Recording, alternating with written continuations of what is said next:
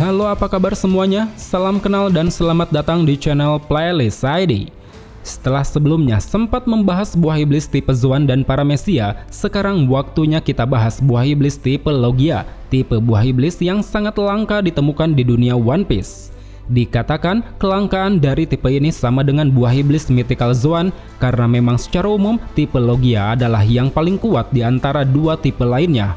Hal itu bisa dilihat dari kekuatan yang diberikan, di mana pengguna akan memperoleh kemampuan untuk berubah menjadi elemen alam tertentu. Dia bisa menghasilkan elemen alam tersebut tanpa batasan dan juga dapat memanipulasinya sesuka hati. Kemampuan ini tentu dinilai sangat kuat dan fleksibel. Dengan memanfaatkan karakteristik elemen alam, pengguna akan mampu memaksimalkan potensi bertarung, seperti menggunakan unsur senyawa alam untuk melancarkan serangan, merubah tubuh untuk mendapat kekebalan terhadap serangan fisik, serta menghasilkan elemen alam berskala besar untuk mempengaruhi lingkungan di sekitar. Namun di luar dari kemampuannya itu, sayangnya pengguna buah iblis memiliki 3 kelemahan. Pertama, sudah jelas air laut yang bisa melemahkan semua pengguna buah iblis. Kedua, serangan berbasis haki yang bisa menembus kekebalan tubuh Logia. Dan ketiga, hukum elemen alam yang berlawanan, seperti pasir yang lemah terhadap elemen air, listrik yang lemah terhadap elemen karet, ataupun es yang lemah terhadap elemen magma. Dan sekarang menilik dari semua potensi serta kelemahannya, di sini kita telah merangkum 10 buah iblis Logia paling kuat, yang mana hal itu berdasar pada 2 aspek, yaitu seberapa kuat pengguna dan juga seberapa kuat buah iblis tersebut.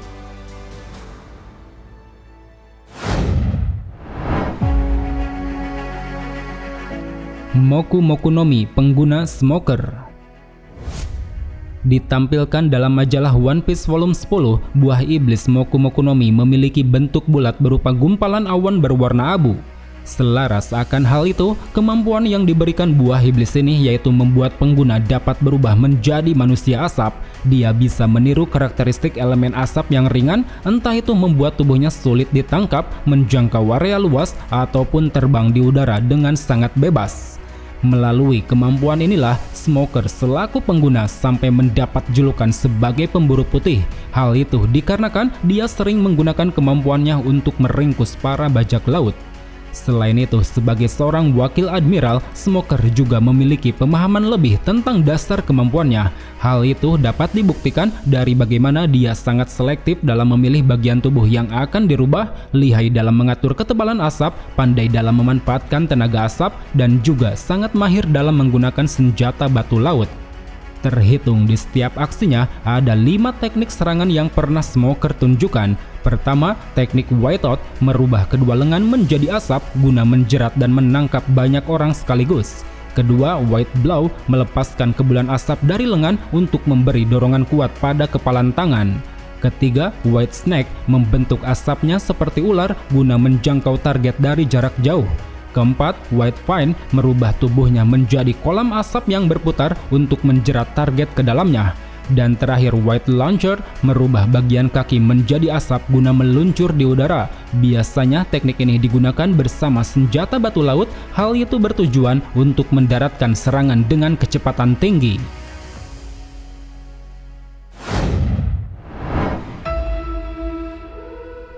Suna Suna no Mi, pengguna Crocodile. Pada majalah One Piece volume 12 digambarkan buah iblis Suna Suna no Mi memiliki bentuk bulat menyerupai pohon kaktus. Seolah mencerminkan nama dan bentuknya, kemampuan yang dimiliki buah iblis ini berkisar pada elemen pasir, di mana nantinya pengguna akan mampu menciptakan, memanipulasi, dan merubah tubuh menjadi pasir sesuka hati. Kemampuan ini tentu dinilai sangat kuat dan multifungsi. Selain pasirnya bisa dipadatkan untuk memberi efek tebasan, itu juga bisa digunakan untuk memberi efek lain dari sifat pasir, yaitu menyerap cairan dari berbagai zat. Tak peduli itu tanah, tumbuhan, hewan, maupun manusia, semua yang terkena efek dari penyerapannya seketika akan mengalami kekeringan sangat parah. Itulah yang menjadi alasan kenapa Crocodile selaku pengguna hampir mampu menguasai negeri Alabasta, karena memang di wilayah padang pasir tersebut dia bisa memaksimalkan potensi dari kemampuannya. Dan berikut adalah teknik-teknik serangan yang sering krokodil gunakan di dalam pertarungan, di antaranya Desert Spada melepaskan tebasan cepat nan tajam dari dalam pasir yang mampu memotong apa saja di depannya. Desert Slash Spada menciptakan 4 bilah pasir besar yang sangat tajam untuk memberi efek tebasan kuat. Desert Grande Espada melancarkan bilah pasir panjang dari bawah tanah yang mampu membelah apapun. Barjan melancarkan serangan pasir berbentuk bulan sabit untuk menyerap cairan tubuh pada lawan. Desert Girasol menciptakan lubang pasir penghisap kuat yang mampu menarik apapun ke dalamnya. Sables menciptakan tornado kecil dari tangan untuk menghasilkan badai pasir besar. Dan terakhir Sables Pesado, teknik lanjutan Sables yang mampu menghasilkan gelombang kejut sangat dahsyat.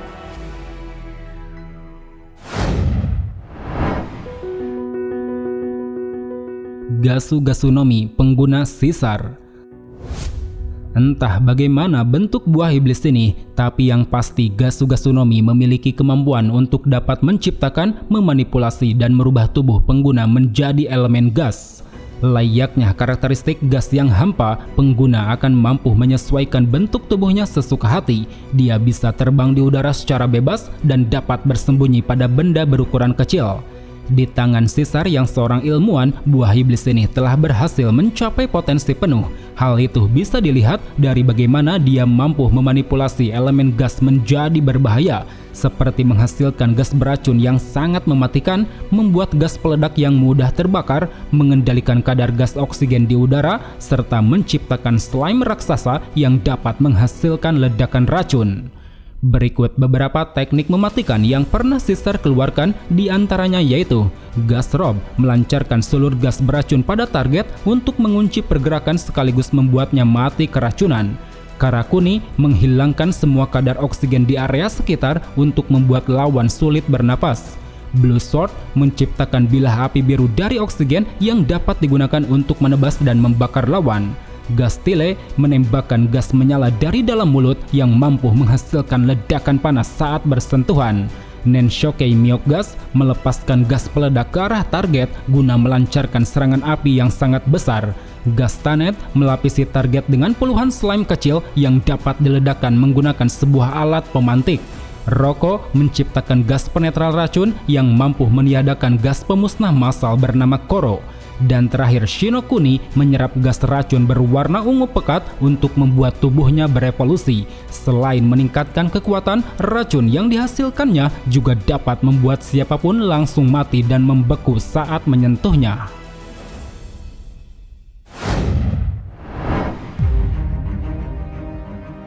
Mori-Mori Nomi pengguna Aramaki. Sesuai dengan arti namanya, buah iblis ini akan memberi kemampuan pada pengguna untuk dapat menciptakan, memanipulasi, dan merubah tubuh menjadi elemen tumbuhan.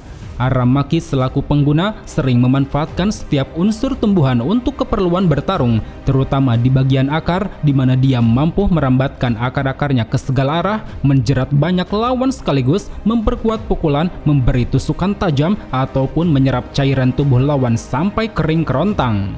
Apalagi ketika Aramaki dalam wujud manusia hutan, potensi bertarungnya dapat dimaksimalkan. Hal itu bisa dilihat dari dua teknik yang pernah dia gunakan. Pertama yaitu teknik Kiniku Mori-Mori, merubah tubuh menjadi golem kayu raksasa yang bisa meningkatkan daya serangan dan pertahanan. Lalu yang kedua teknik Bokarin, teknik khusus ciptaan Aramaki yang sanggup menghilangkan kelemahan tumbuhan terhadap elemen api. Di luar dari kemampuan bertarungnya ini, Aramaki juga mampu merubah tingkat kesuburan tanah. Hanya dengan menginjakkan kakinya saja, dia sanggup merubah area yang tadinya gersang menjadi sangat subur. Dan satu lagi keistimewaan yang didapat Aramaki dari buah iblis ini, yaitu kemampuan fotosintesis, sebuah proses di mana tubuhnya akan memperoleh nutrisi dan oksigen yang melimpah. Sehingga dengan begitu bisa dikatakan Aramaki memiliki stamina tak terbatas, karena selagi ada air dan sinar matahari, dia masih bisa bertahan hidup bahkan tanpa minum atau makan sekalipun.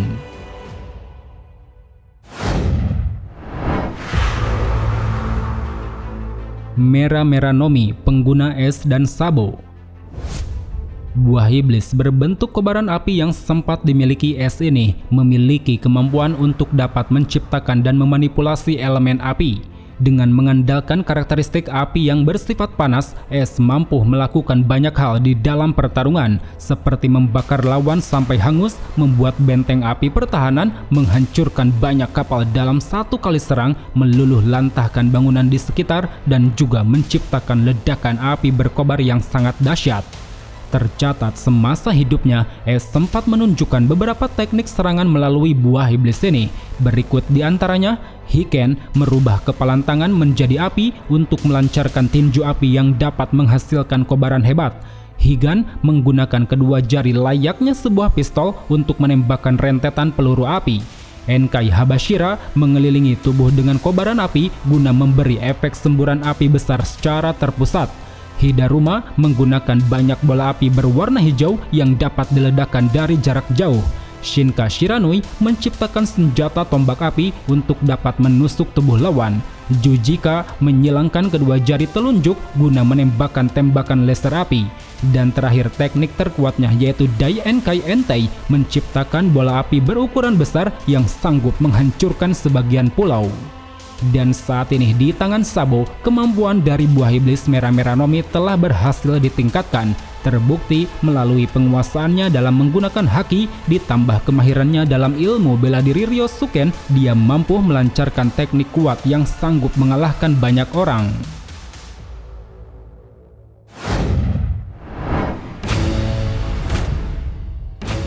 Goro-Goro Nomi, pengguna Enel. Ditampilkan pada majalah One Piece volume 17, buah iblis Goro-Goro Nomi memiliki bentuk buah pir dengan pola pusaran arus listrik.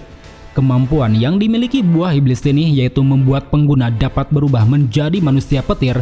Dia bisa menciptakan sambaran petir dalam jumlah sangat banyak, memanipulasinya dengan bebas, bahkan voltasenya dapat diatur hingga mencapai output maksimum 200 juta volt. Enel selaku pengguna mampu menghasilkan beragam bentuk dari sambaran petir ini. Ada yang berbentuk serigala listrik berkekuatan 30 juta volt, berbentuk elang listrik dengan kekuatan 30 juta volt, dan juga ada yang berbentuk naga listrik dengan kekuatan 60 juta volt. Terlebih di setiap pertarungan, Enel juga mampu mengeluarkan beragam teknik variasi lain dari serangan petir, seperti Eltor melepaskan sambaran petir dari jarak jauh untuk menghukum para penduduk yang membangkang. Sango melancarkan serangan petir berskala besar yang dapat menyambar ke berbagai arah. 200 juta volt Amaru, teknik pamungkas yang dapat merubah tubuh menjadi gumpalan petir raksasa yang memiliki kekuatan 200 juta volt. Dan terakhir Death Pia menciptakan awan petir dari kapal untuk melancarkan dua serangan kuat. Pertama Mamaragan yang mampu memborbardir suatu area dengan badai petir, dan kedua Raigo yang mampu menciptakan ledakan listrik dengan sangat hebat.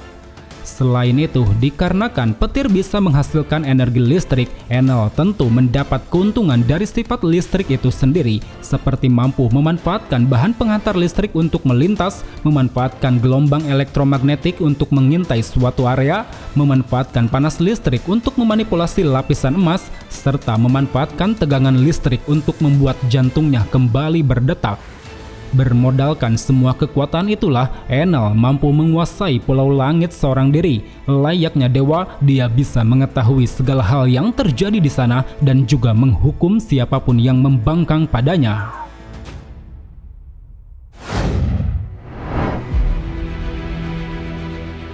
Hiei Nomi, pengguna Aokiji. Buah iblis yang berkisar pada elemen es ini akan memberi kemampuan pada pengguna untuk dapat menghasilkan, mengendalikan, serta memanipulasi tubuh menjadi manusia es. Es yang dihasilkannya memiliki suhu dingin yang sangat ekstrim. Sekali saja pengguna menyentuh target, maka dia akan membeku secara seketika. Belum lagi di tangan Aokiji yang seorang mantan admiral, kemampuan buah iblis ini telah mencapai potensi penuh. Hal itu bisa dilihat dari bagaimana dia sering memanfaatkan karakteristik elemen es yang bersifat padat, seperti membekukan laut untuk dijadikan sebagai jalan penyeberangan, menggunakan es untuk mengganti bagian tubuh yang hilang, menciptakan senjata es untuk menebas lawan, serta melancarkan berbagai serangan es untuk membekukan lawan. Berikut adalah teknik-teknik kuat yang pernah Aokiji tunjukkan, beberapa di antaranya. Ice Age mengulurkan pilar es ke arah air laut untuk merubahnya menjadi hamparan es yang sangat luas. Ice Time menyentuh lawan untuk membuatnya membeku sekaligus membuatnya rentan terhadap kerusakan. Ice Time Capsule meluncurkan gelombang es dari dalam tanah untuk membuat lawan membeku di tempat. Ice Ball melancarkan sejumlah es pada lawan untuk membekukannya di dalam bola es raksasa. Ice Block menciptakan burung es untuk diluncurkan yang dapat menghasilkan efek ledakan pembekuan. Dan terakhir Ice Glove melapisi tangan dengan es dan haki untuk memberi pukulan yang sangat keras.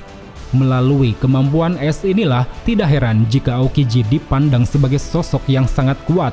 Terbukti dia mampu bertarung seimbang melawan es yang memiliki elemen berlawanan yaitu api, bertahan selama berhari-hari melawan Akainu yang memiliki elemen magma, dan juga menaklukkan sebagian penghuni Pulau Wall Cake yang dikuasai oleh Big Mom.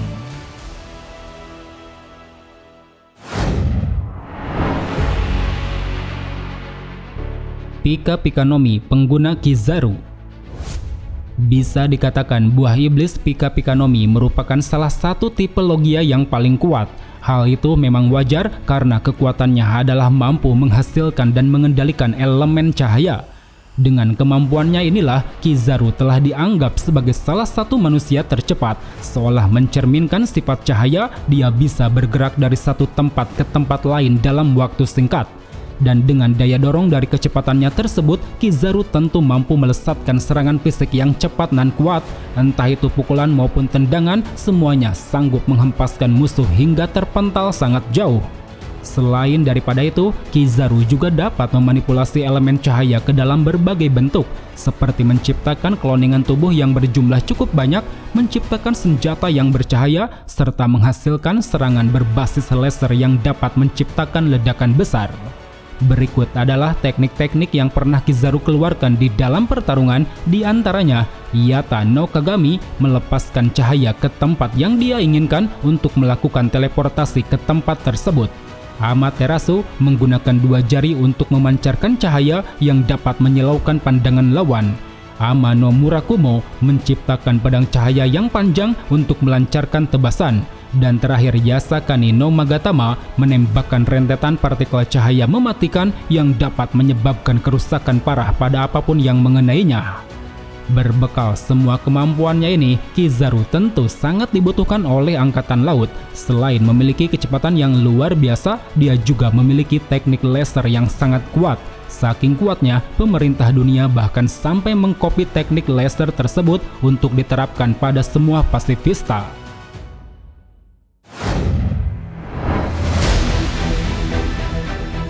Magu Magu no Mi, pengguna Akainu.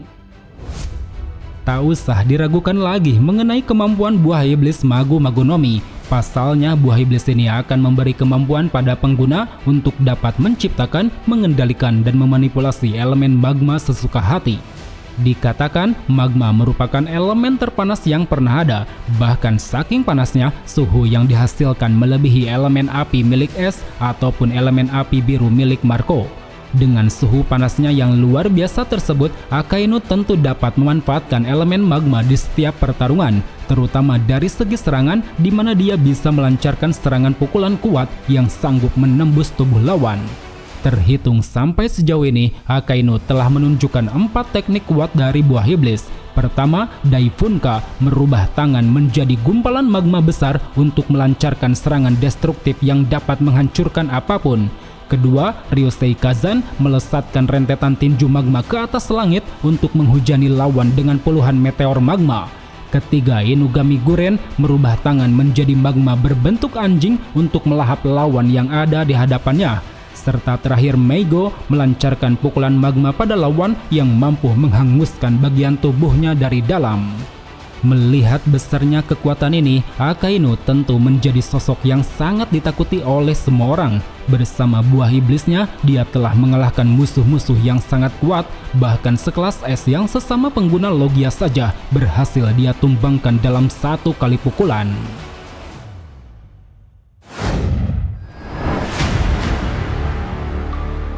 Yami Yami no Mi, pengguna Martial Ditich. Seolah mencerminkan kejahatan dari seorang Martial Ditich, buah iblis berbentuk tetesan air mata ini akan memberi kemampuan untuk dapat mengendalikan elemen kegelapan. Kegelapan yang dihasilkan memiliki sifat gravitasi layaknya lubang black hole, yang mana dengan black hole itulah Teach akan mampu menyerap materi apapun ke dalamnya, mau itu benda mati maupun benda hidup, semuanya dapat dia serap untuk menghancurkannya dari dalam. Itulah yang menjadi alasan kenapa buah iblis ini dianggap sebagai satu-satunya tipe logia spesial. Kemampuannya yang bisa merubah tubuh diganti dengan kemampuannya yang bisa menyerap dan menetralkan serangan. Berikut adalah beberapa teknik yang pernah Teach keluarkan di dalam pertarungan, di antaranya Black Hole, menyebarkan kegelapan ke arah permukaan tanah untuk menelan apapun yang berada di atasnya. Liberation, teknik lanjutan dari Black Hole yang berguna untuk memuntahkan sisa-sisa objek yang telah ditelan. Zurozu, menarik lawan dengan tarikan gravitasi untuk melancarkan pukulan kuat dari jarak dekat. Dan terakhir teknik Yamini Shine, menciptakan gumpalan kegelapan berskala besar untuk melepaskan serangan kuat yang mampu melahap apapun. Menilik dari semua kemampuan tersebut, tidak heran jika buah iblis ini dianggap sebagai tipe logia paling kuat. Hal itu dibuktikan dari bagaimana Teach yang awalnya hanya seorang anak magang biasa, kini mampu menjadi salah satu Yonko di dunia baru. Well teman-teman, mungkin cukup sampai di sini saja untuk pembahasan di video kali ini. Jika ada yang salah atau ada yang ingin kalian tambahkan, silahkan tulis di kolom komentar. So, thank you for watching and see you next time.